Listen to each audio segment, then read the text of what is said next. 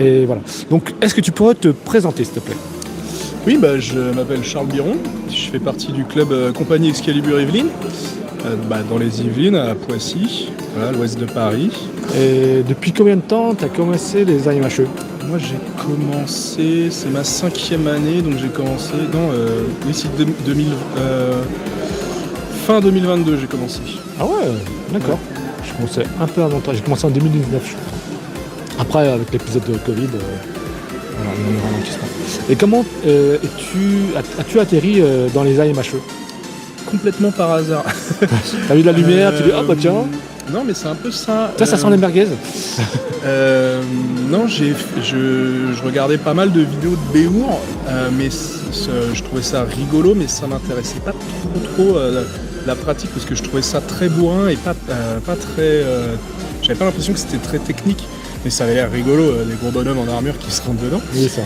Et je sais plus pourquoi, j'ai fait un déménagement, je suis arrivé dans les Yvelines, je cherchais un sport à faire et j'ai regardé les clubs d'AMHE dans le coin et je suis passé la porte, j'ai passé la porte un soir où ils se bagarraient. D'accord. Et ils m'ont donné, il n'y avait pas d'épée en nylon, ils m'ont donné une épée en acier tout de suite et on a fait juste des petites descentes tranquillement, des petits exercices, voilà. Et ça m'a... La révélation. Ah ouais, tout de suite plus. Ça a vraiment... Est-ce que ça a pu se produire avec genre les échecs? T'as reçu, tiens, la dame, bim, c'est ça que je vais faire. T'as eu de la chance quand même. Ouais. Et franchement, grosse révélation. Et Et qu'est-ce que tu pratiquais avant? Enfin, tu faisais un sport avant ça ou une activité? Non, pas de... J'ai fait de la natation, j'ai fait du judo, petit comme tout le monde à peu près.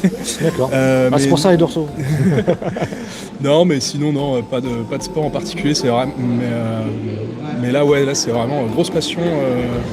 D'accord. Et après, je te pose quand même la question. Ton épée de prédilection, celle que tu affectionnes, Mon arme de prédilection ou de préférée Ouais, je sais pas, c'est... Elles sont vraiment toutes différentes. Il y en a une que j'aime bien, c'est le Messer, mais on n'en fait pas beaucoup. Ouais, c'est vrai que c'est moins courant, j'ai l'impression. Ouais, pour ceux qui connaissent pas, c'est une épée très courte. Du coup, on est très proche et il y a vraiment une grosse tension. Un très grand couteau. Ouais, ça veut dire un couteau en allemand. Donc c'est comme un grand couteau, quoi, de la taille d'une machette à peu près.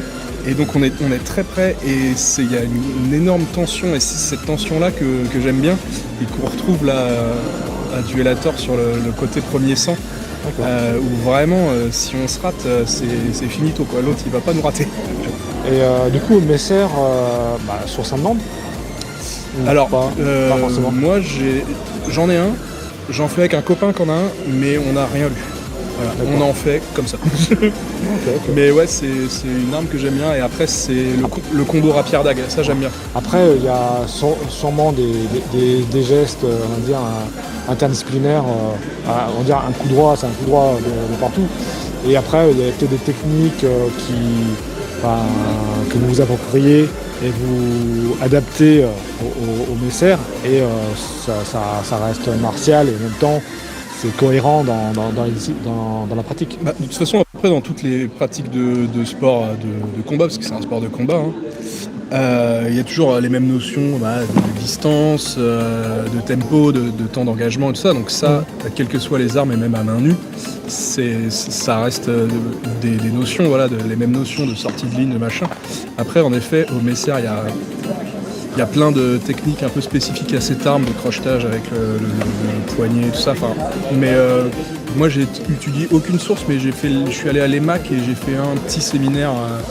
L'EMAC, pour ceux qui ne connaissent pas, c'est le rassemblement en France, à Dijon, européen à peu près, où il y a ça se passe sur 4 jours et il y a des ateliers pédagogiques. Je ne sais pas s'il est passé là. Non, pas encore. C'est sur le week-end de la Pentecôte, tous les ans. C'est tout le temps sur le week-end de la Pentecôte. D'accord. Ok. Et une question. Ton escrime serait une musique, laquelle serait-elle? Pardon? Ton escrime serait une musique, laquelle serait-elle? Ouais, j'en sais rien. Je suis pas fort en escrime mais je suis pas fort en musique. T'as pas l'oreille musicale, c'est ça? Non. Je sais pas trop, mais quelque chose de dansant, j'ai un peu envie de dire une valse. Parce que c'est pas un truc de bourrin en fait, C'est pas le pogo, quoi. Non, c'est pas le pogo, même si le pogo c'est rigolo. Mais ouais, non, faut vraiment danser avec l'autre, écouter l'autre aussi. Il y a un vrai dialogue en fait. Hein. On n'est pas des marmules qui se jettent dessus avec des barres de fer en fait. C'est vraiment très technique les AMHE. Et parce que en vrai, à la moindre erreur, on n'a pas le droit à l'erreur en fait. Sinon, on est mort quoi. Donc c'est très technique et voilà, je pense que c'est un truc. C'est rigolo. Du coup, ouais, c'est très technique, très. Non, franchement, je trouve que c'est un des sports. J'en ai pas fait beaucoup de sport, mais je pense que c'est un des sports les plus complets que Après, j'ai fait. avec ce que tu as dit là, en parlant d'échecs et tout ça, des frappes chirurgicales, je vais t'appeler docteur Charles Byrons à la fin. Le docteur. Ça sera peut-être ton surnom, le docteur. Ah là, ouais, Charles Byrons. Il y a le doc. Comme le docteur Dre, le docteur au basket, Il y a le doc déjà. le doc gynéco. Oh le doc. Nom de Dieu. Je suis hors de Lorraine. Je te remercie beaucoup pour cet échange, très enrichissant. Je l'ai capté, c'est sur ma chaîne YouTube. Donc vous pouvez. Dis-le pour les abonnés. C'est Mettez les pouces, mettez les boosts. C'est hébergé. abonnez-vous. Après, tout le monde demande un pouce ou quoi, mais je pense que naturellement les gens vont mettre un pouce s'ils aiment bien. Et voilà, Ne venez. sacralisez pas votre pouce. Moi j'avais tendance à faire ça, à le mettre vraiment que sur les contenus. Mais non, si vous aimez un peu bien, mettez un pouce. C'est bon, voilà.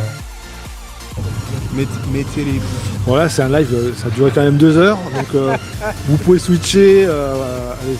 Mais je suis heureux de vous partager l'envers du décor et le vécu un peu de l'intérieur des AMHE.